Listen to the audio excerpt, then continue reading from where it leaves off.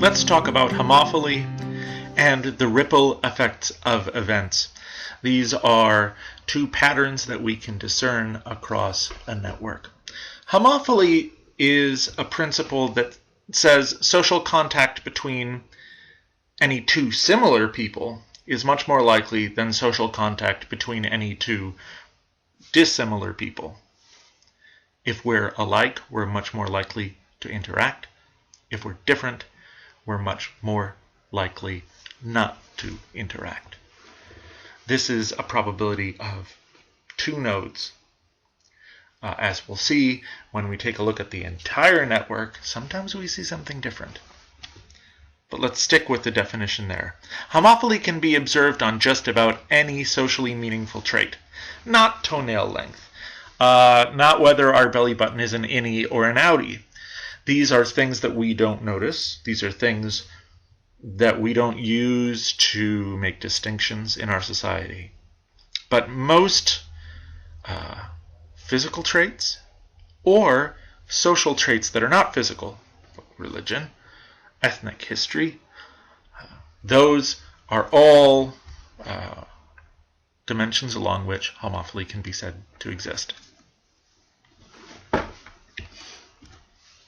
Let's talk about an example, perhaps the simplest one. We have a trait which is where we are, our location. We can think about geographic homophily, and we can say that interactions between people who are very different in their location, people who are living far from each other, will occur far less often than chance would predict, and that interaction between people living close to each other who have similar locations will occur more often than chance would predict. Now, why would this be? There are 2 arguments about why homophily exists. The first one is the one that most people jump to, as is the case in most social trends, which is, oh, people must want that to happen. It must be a choice that people make. The idea is that if you're surrounded by a bunch of people, and as we are on the earth, and you are going to choose who to interact with, that you will have a preference for those who are like you. Now, that doesn't quite make sense for us intuitively when it comes to geographic homophily, because we think right away, well, that's ridiculous. Sometimes we're far away from people, and we never even know about them because we never see them. We just bump into people who are close by, and we form ties. That kind of explanation is an explanation based on constraint. You're constrained in getting to know people based on physical distance. That is an induced homophily. Induced means it's forced on you from the outside. Now, that might not necessarily have to be true now that we have telephones and internet and letters and things like that, but let's us find out, is it? There's a fellow named George Zipp who in the middle of the 20th century studied this, and he wrote a great book which I suggest you read if you're into the idea of the frequency of events and the difficulty of bringing those events to pass. His book was called Human Behavior and the Principle of Least Effort. And if you are a physics student, you will take a look at this equation and you'll see something equals g times population of 1 times population of 2 divided by the distance between 1 and 2 squared. What else do we have that divides by the distance between 1 and 2 squared when we come up with an equation? Gravity. Population of any 2 places, which is the number of people there, can be thought of as mass. Population mass. The population mass of a place like Augusta, Maine is about 25,000. The population mass of New York City is a few million. What's he saying here? Well, G is some constant, just some number. He's saying that when you have 2 cities and they both have large populations, then P, the probability of interaction between those 2 cities, goes up because there are more people to be interacting. He also says that as the distance between community 1 and community 2 goes up, that the probability of interaction between those two will go down. That's because it's in the denominator. You're dividing by the distance. So as distance gets bigger, p gets smaller. As the population sizes of those places get bigger, the likelihood of interaction becomes greater. Okay? This is a gravity model. The contention of homophily is a contention that we have a social fact of social gravity in social networks, which is pretty cool. And what's really cool is that George Zipp went out and studied these things. These are actual figures from his book. Let's take a look at his figure 920. Over on the left-hand side, you will see the estimated average haul in hundreds of miles. Okay, has a y-axis, and the pounds hauled on the x-axis. What's that saying? Okay, the miles hauled is how far the railway went. This is in May 1939, a long time ago. Okay, how long was it hauled? Well, and then how many pounds were hauled in 1939?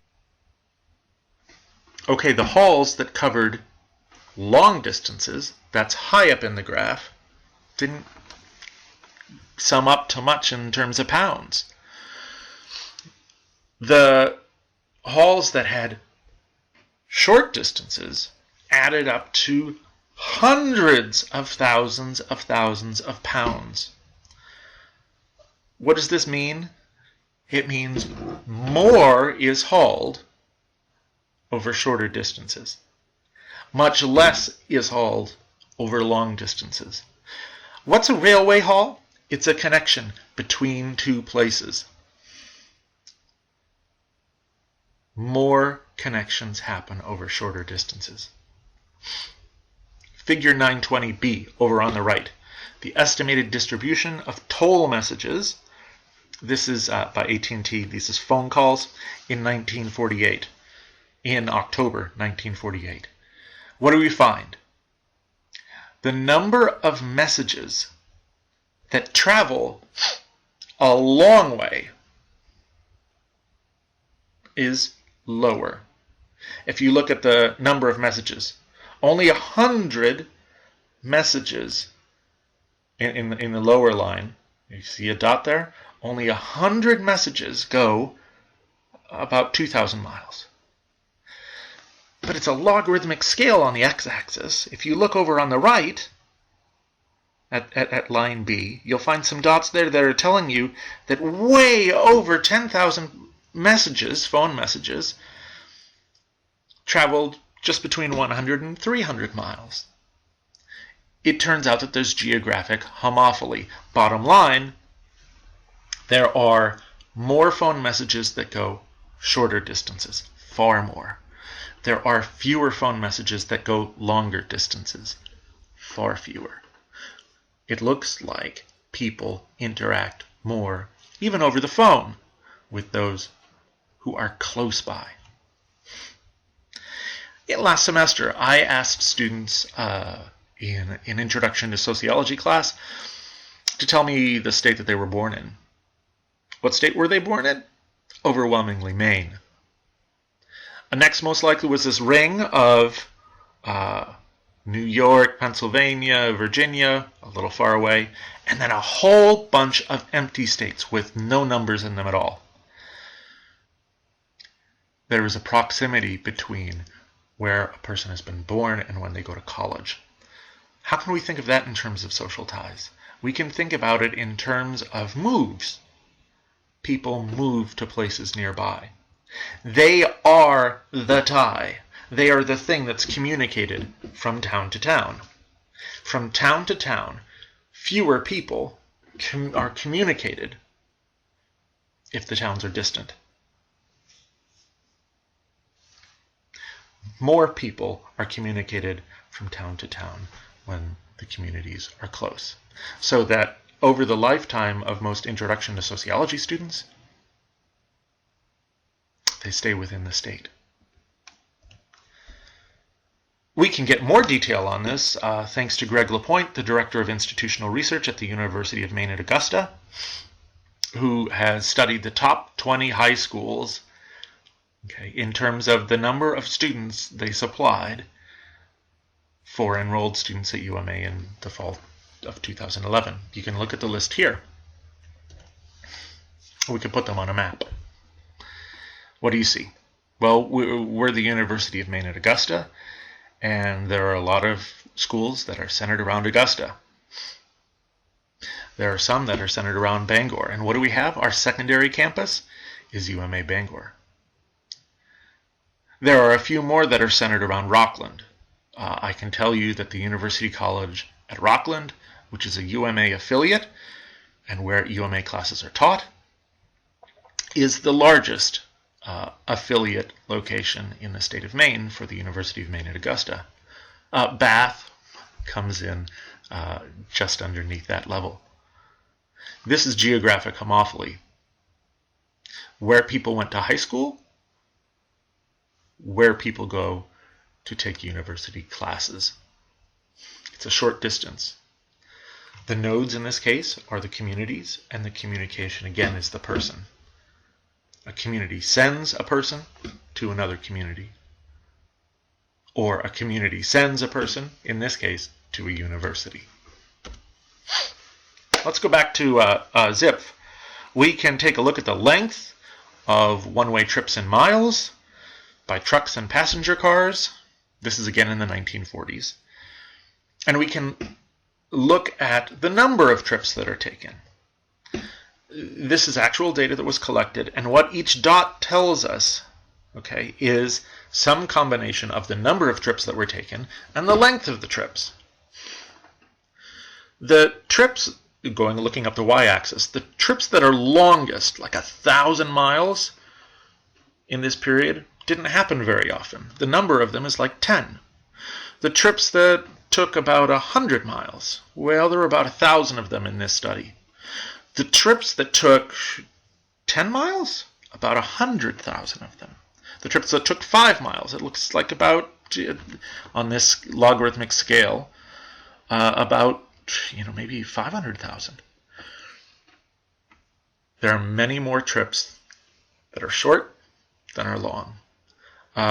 So again, this is the communication between two nodes, two communities, the origin and the destination in your trip. The person is being communicated, and geographic homophily is in force. Here's another one, marriage licenses. Now this is a social tie between two people, right? Which people are going to get married to each other? Okay, this is 1931. It's Philadelphia. It's data from 5,000 pairs of applicants for a marriage license. And in the marriage license application, you have to specify, my name is Joe Blow, and I come from the town of blank. My name is Jane Davis, and I come from the town of blank. And here's my address. And now most of these people lived in Philadelphia, but when they specified their address, okay, H.S. Bossard, and then Zipp, taking Bossard's data, are able to say how many blocks away are the two lovebirds that are getting married. Great. It turns out that when the distance in blocks is low, just 1 or 2, that dot in the upper left, there are a lot of those kinds of marriages. If we talk about going up to a distance of 5 blocks, there are fewer of those marriages. And if we talk about going up to a distance of, say, 20 blocks or so, there are many fewer of those marriages. We like to think that there is one perfect person for us. Isn't it convenient that that one perfect person for us tends to live in just a couple blocks away? And that those imperfect people that just aren't for us, that one special person, they tend to live in blocks that are farther away? Well, that's one theory. That might explain it. The other theory is that there isn't just one special person for us, and the people we bump into in an induced homophily, based on the constraint of distance, determines who we pick. We pick those we bump into, and we bump into those who are close. our social networks are geographically constrained. Charge accounts. This is cool. Okay, and this is again in the same period, 1930s, 1940s. Now he's put distance on the bottom. So, okay, you're going to see the trend reversed, but you notice distance is no longer essentially in the numerator, it's in the denominator. So as distance increases, the population size divided by distance will decline.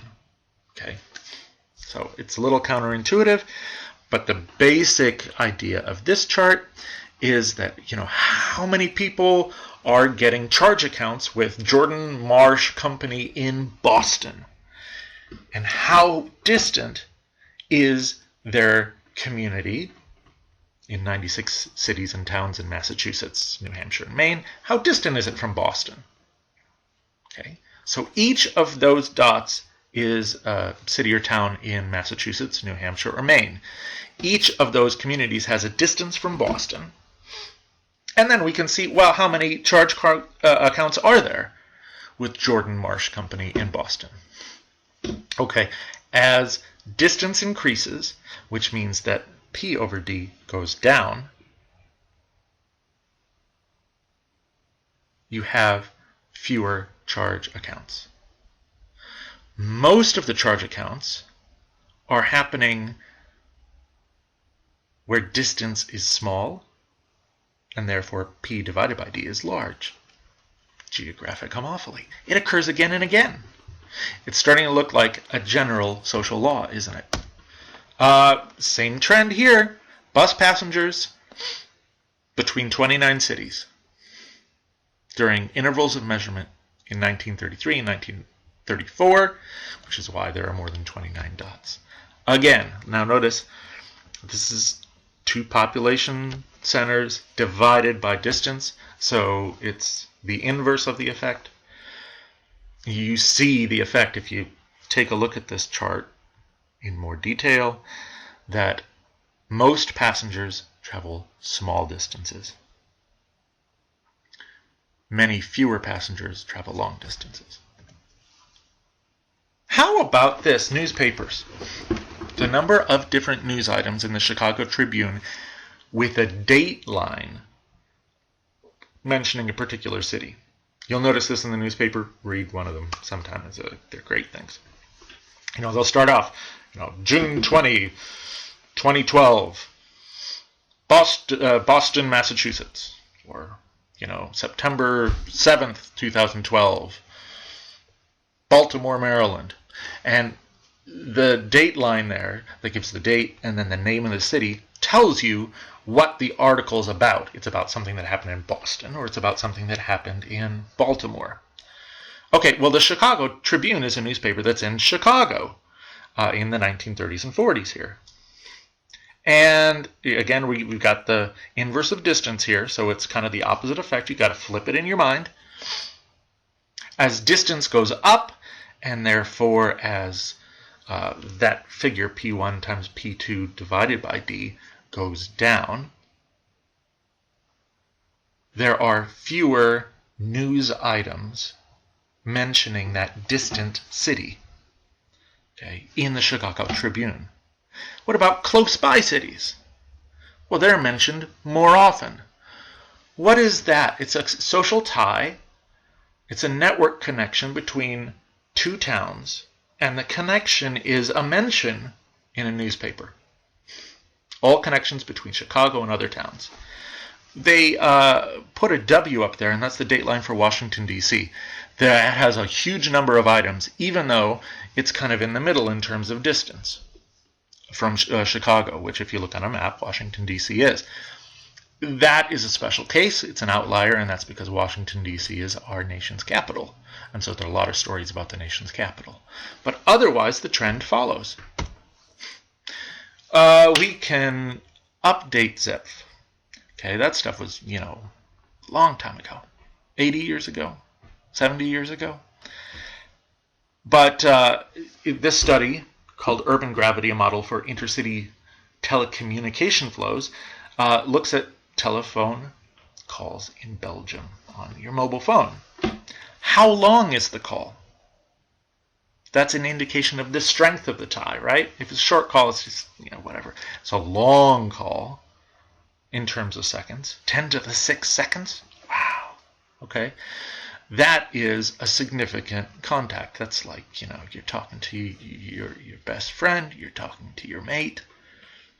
Well, it turns out that the longest calls are occurring over the shortest distance in kilometers. The shortest calls are happening over the longest distances in kilometers. It's not just that we are less likely to have a contact with someone at a distance, it's that the contact is more likely to be fleeting. Here's a map of what's going on in Belgium, which is really cool. Each line represents the existence of a phone call from one community to another. The brightness of the line and thickness of the line is an indication of how much communication happens. Now you can see two things happening here. First of all, you can see all these little stars, right? These little sociometric stars, which is what they call them. And those little local stars are basically saying, hey, here's a town, and here's a bright burst of local phone call activity. Very local, very small.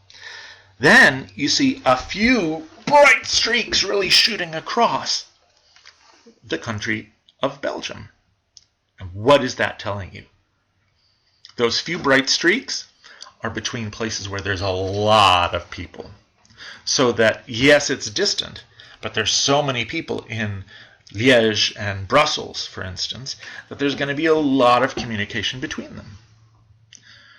So, the probability that any two people in Brussels and Liège are going to communicate is much lower than the probability that two people within Liège, or Liège in a suburb, are going to communicate.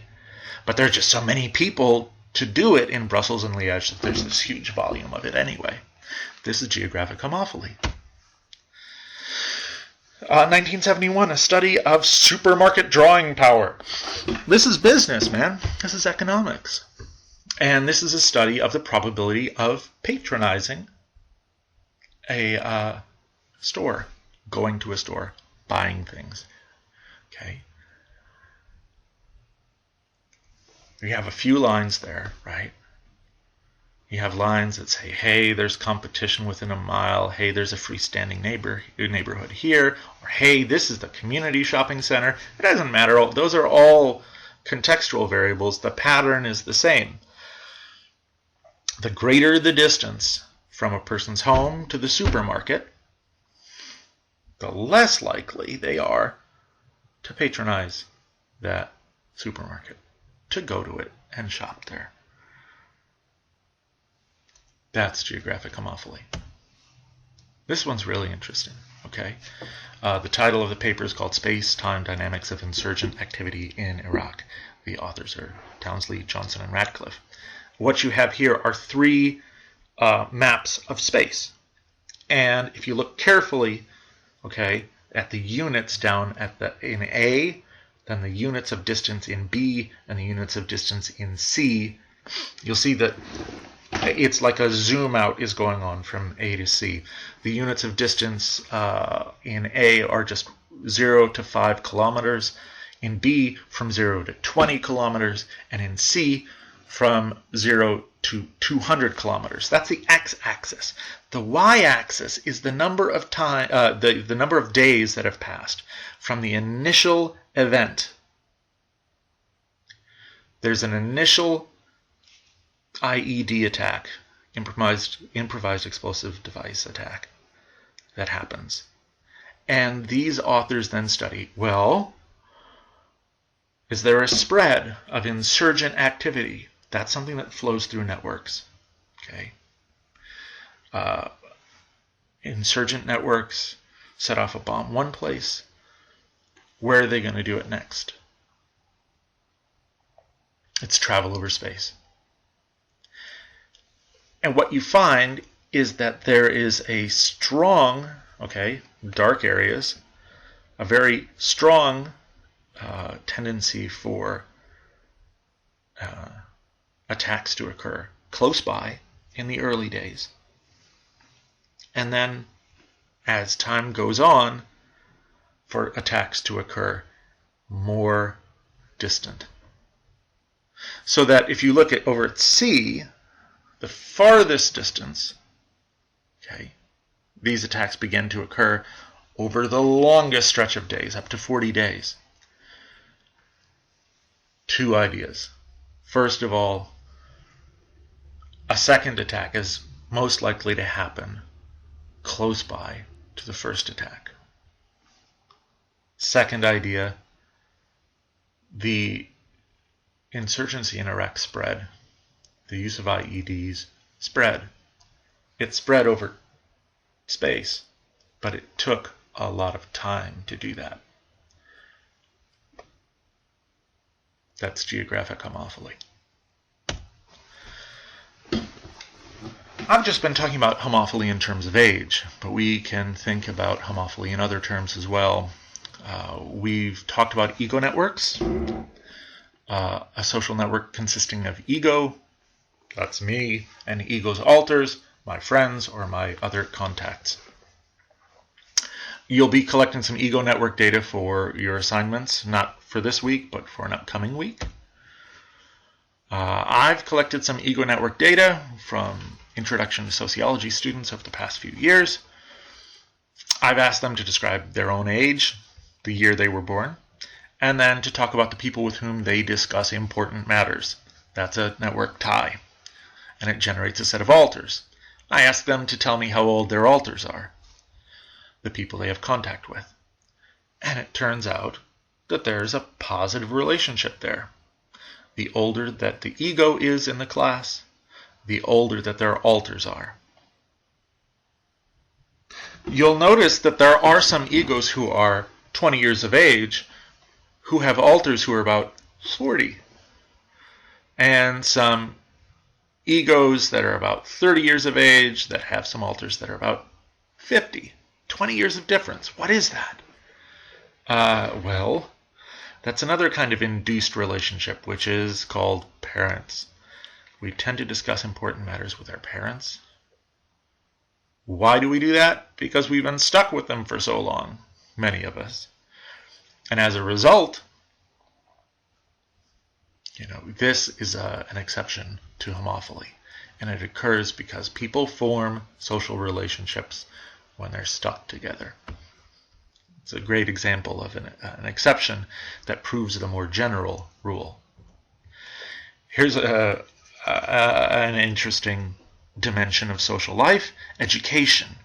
And we can talk about homogamy, which is a kind of homophily, but the suffix gamy refers to marriage. So educational homogamy means you marry someone who is in the same category of educational attainment as you. Did you finish high school? Did you do some college? Did you graduate from college? Did you not graduate from high school? What do we see here? We see that women and men in recent years have been consistently marrying people who are in the same category that they are in. We can look at this for different countries. Now we can talk about HypoGummy, which means you marry people less educated than you. HyperGummy, you marry people that are more educated than you. And homogamy, you marry people with the same level of education. In ES, which stands for Spain, in Denmark, in China, in the United Kingdom, in France, in Sweden, the biggest category by far is homogamy. People choose or end up with marriage partners who have the same level of education that they do.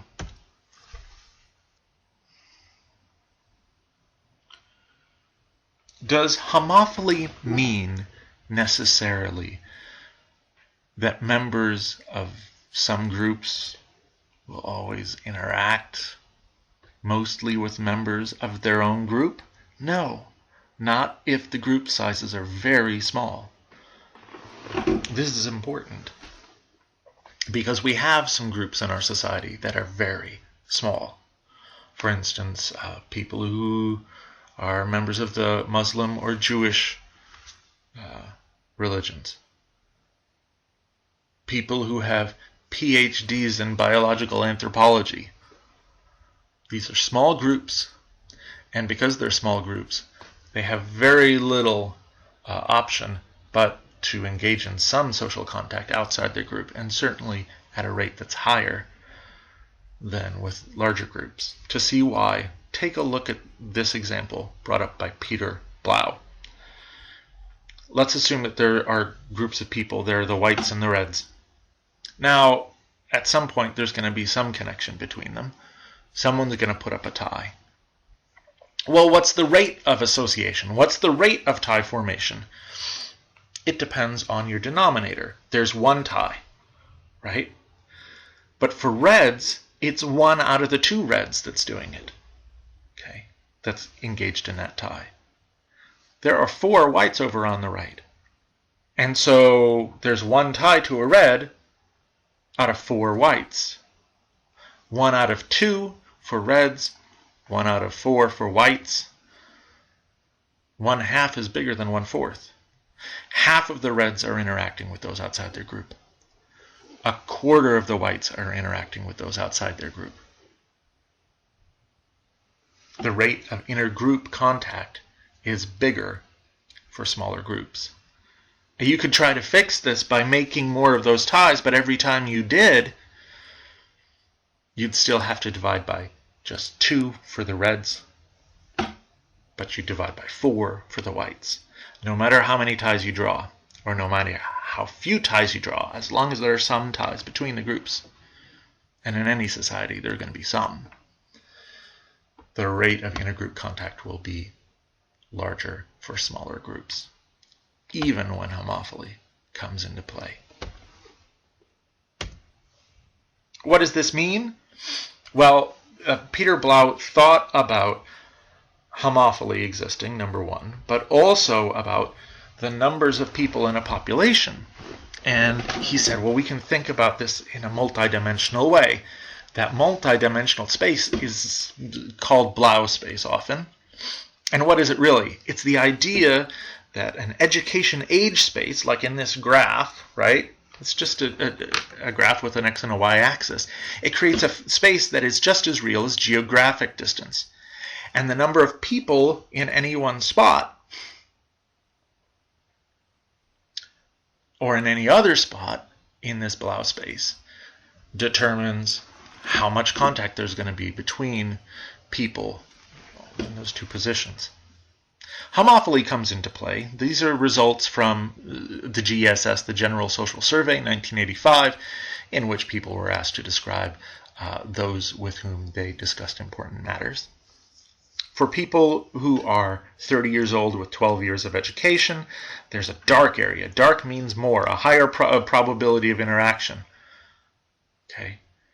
Well, sure, they'll interact with people who are more like themselves, but there are a lot of people out there that are older. So you'll notice there's some association in that direction.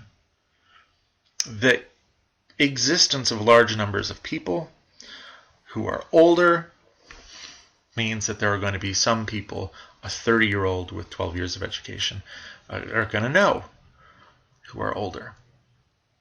This tendency becomes a lot more pronounced when you consider a 90-year-old with 4 years of education.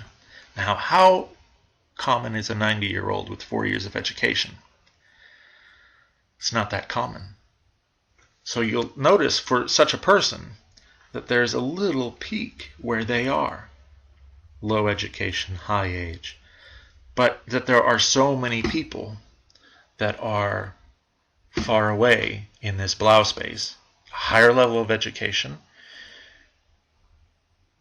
high school graduates, younger age, that most of the people that a 90-year-old with 4 years of education is going to interact with will be younger.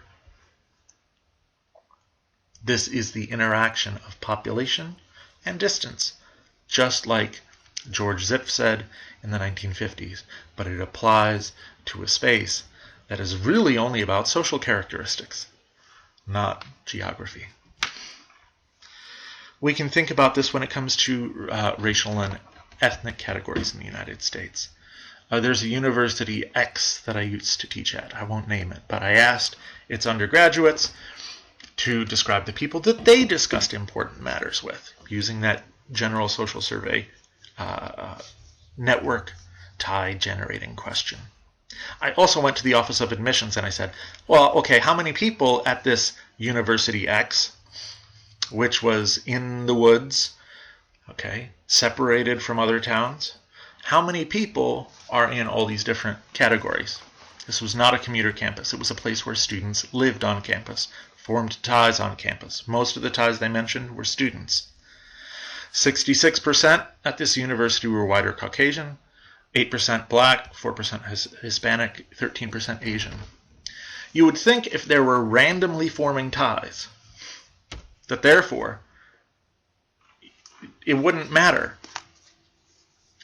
whether you were white or Caucasian. You'd have 66% of your ties be white or Caucasian. If you're black or African American, 66% of your ties would be white or Caucasian. If you're Asian American, 66% of your ties would be white or Caucasian. And only 13% would be Asian or Asian American, because that's the number of people in the community. That's what we'd expect by chance, right? This is what really happens. Remember we talked about the diagonal last week? Look at the diagonal. Okay, this is a description of the percent of whites and Caucasians, okay, who said their alter, their network contact, was also white and Caucasian. Not 66%, 83%. For blacks, African Americans on campus, it wasn't 66% who said that their network contact was black or African American. 88% of their contacts were black or African American. For Asian Americans and Hispanic Americans, on the other hand, there's a significant amount of association with white students, indicating that racial homophily is not as strong. Although in each case the diagonal is bigger than what you would expect by chance, what we find at University X is a consistent racial ethnic homophily, especially when it comes to white students and black or African American students. It's a socially segregated campus. Let's move in our consideration to a different kind of pattern, the ripple effect of a disaster. Bernard, Kilworth, Johnson, Shelley, and McCarty were asked by a newspaper reporter shortly after the attacks of September 11, 2001, how many people knew somebody who was killed on September 11? And how many people knew somebody who knew someone who was killed? Okay. That's an idea about network distance. If you know somebody who was in the event, the attack of September 11th, and was killed, then you have a network distance of 1 from that person. If you know somebody who knows somebody who was in the attack and suffered from it, then that's a network distance of 1 tie, 2 ties. How many of you out there know someone who was killed in the attacks of September 11? How many of you know somebody who knows somebody who was killed in the attacks of September 11? How does that make you feel? Some of you may not remember the attacks of 2001 so vividly. You might have been younger, but many of you were of age. Think about how you felt. Think about what we did. What kind of conversations did we have? Well, we asked ourselves, did I know anybody who was in that attack? And then we asked our friends and our family members, did you know anyone? We were trying to find out if there was a connection to the event. These were conversations that happened all over the place, all over the country. And a lot of people found that they did. Many found that they knew somebody who had died in the attacks of September 11, and a lot of people said, I know, my aunt was telling me her brother was was killed. Or my cousin's co-worker, his boss, was in the tower that day. It created this sense of connection to the event, which created this wave of national feeling, which many of you remember. How common was that? How likely is it that we are going to have a connection to an event like that? That's what Bernard, Kilworth, Johnson, Shelley, and McCarty are talking about. They say all you need to know are a few things. You have to know the size of the event, the number of people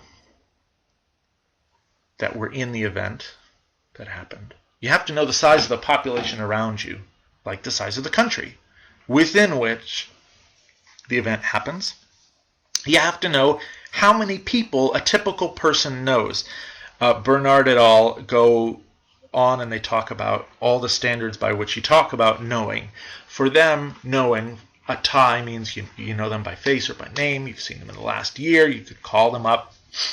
And they find over and over again about 290 people. You know, are acquainted with about 290 people on average. There's a lead-in factor, which is the problem that, sure, there may be, you and I may each know 290 people, and maybe we're both in an event, but some of the people that you know are also some of the people that I know. And if we count them twice, then that's overcounting the number of people who know us because we were in the event.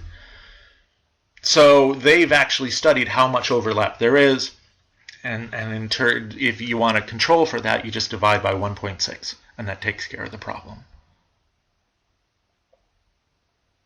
If you know that, you can know the total number of people who were in E, the event. And if you go further out and treat the number of people who knew people who were in the event, right? The knowing group is a new event, and you can go out. It's like another ripple. It's heading out from the original event to a new event, which is the set of people who know, and you can ask, did you know somebody who knew about the event, or knew someone who was in the event? Okay, and that's N2, the number of people who know people who were in that event E, at a network distance of 2. You can calculate your own ripple effects for any event, and you can do it using a Microsoft Excel spreadsheet. I'm going to show you how. The first thing to do is start up Microsoft Excel. Everyone has access to this program in your computer labs. Most of you on your own computers at home. The first thing you have to do is name an event. You simply go to a cell, you type up a label, event, and then you name an event. It could be anything. It could be went to a party, a particular party with 40 people in it. Okay? Well, that particular party has people in it, and those people know people. How many people? We know from Bernard et al. That you'll be acquainted with 290. We know what a lead-in factor is, that lambda thing, which accounts for the fact that 2 people at a party are going to know some of the same people. We have to divide by a little bit to take care of that. Then we can write in a formula for our N1, the number of people who know people in the event. The formula you accomplish by hitting the equals sign, which says, hey, we're going to do a calculation. And then what do we do for our calculation? We're going to calculate the number of people went to the party. We are going to put that in parentheses with multiplying times C10, the average network size. That's going to give us 40 times 90 divided by 1.6 to account for the fact that some of us know each other. The number of people who knew people who were in the party, 7,250. Now you can create a new question with N1 as your event. How many people know somebody who knew somebody who was in a party. Well, it turns out that number gets really big really quickly. Look at that ripple effect. From a party of 440, if there are 290 people known by each of the 440 people, and some of those people are known by each other, even then, 7,250 people can know about that party. And 1,314,063 people, if we now do E10 times C10, that degree, that average network size divided by lead-in. Wow, that's the number of people. 1.3 million people know somebody who knows someone who is in a party. Well, if we have a 311 million people country, that means, okay, not too many people are going to be known. Let's see, that's 2.33 times 10 to the negative 5. It's not that many people. It's about 0.002% of the American public are going to know someone who was in the party. 0.004% of the, excuse me. I thought so.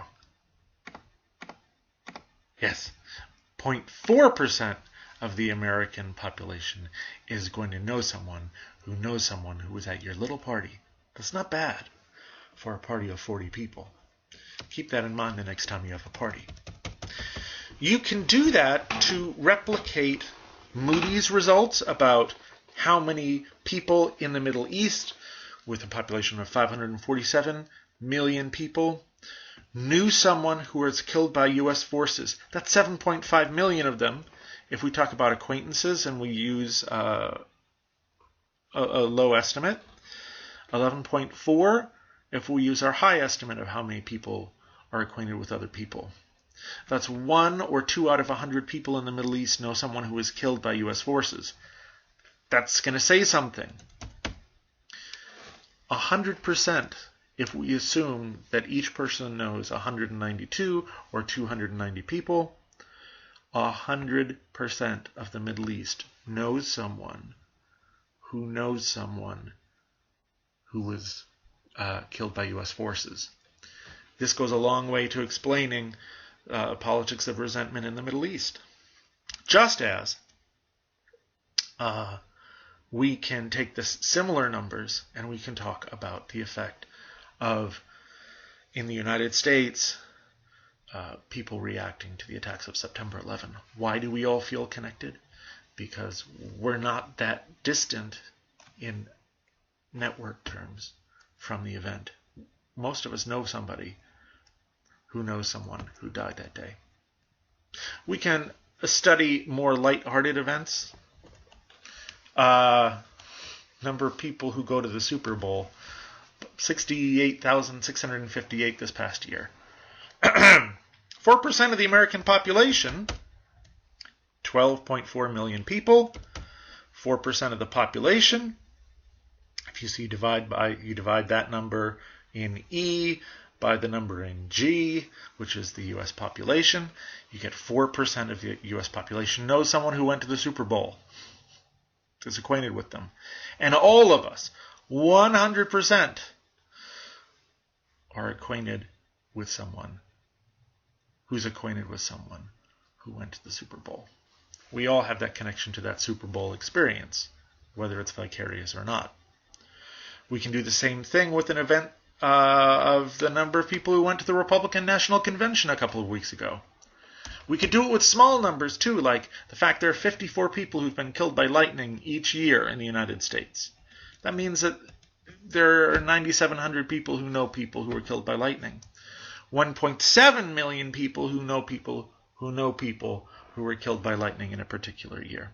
The percentages, therefore, are not great. 0.003% of the American public for distance 1 and 0.5% for distance 2. I put in some question marks here. If you're interested, I'd like you to go try this at home. I'd like you to think about events that have happened that are important to you. See if you can start up a spreadsheet and follow my example and try to calculate your own ripple effects of the events that matter to you.